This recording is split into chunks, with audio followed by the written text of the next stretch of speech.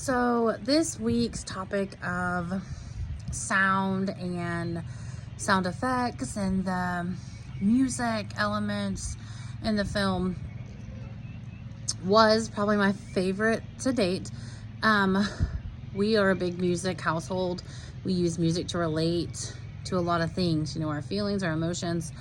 And I can definitely remember moments in movies based on the music that was played. Immediately, my first thought when I was reading over the talking prompts was a movie that used sound to make a memorable impact. And again, I'm aging myself here as I have been with every single one of these discussions, but the one that stood out most to me,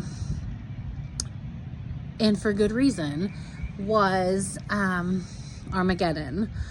So Armageddon uses an Aerosmith song that was written for the movie, I Don't Want to Miss a Thing, and it's played when the character decides that he's going to sacrifice his life to go and blow up the asteroid that's gonna end Earth, and he would rather sacrifice his life and save everyone else's.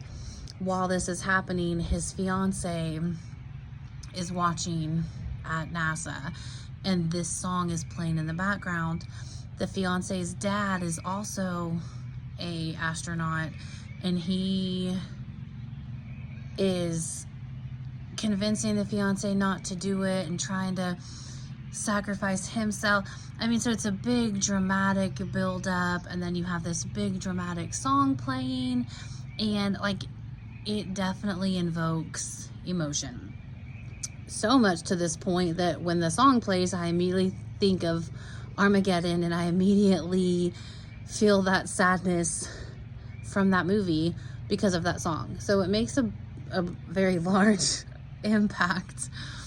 And it does, I can think of 10 other examples where the music of the movie really sticks with it. Then you have certain films where the soundtrack, Forrest Gump, let me tell you what, Forrest Gump has probably one of the best soundtracks, and all of those songs were used to give emphasis to those parts of the movie. And when I hear those songs on the radio today, Forrest Gump is what I think of. So they definitely did their job right.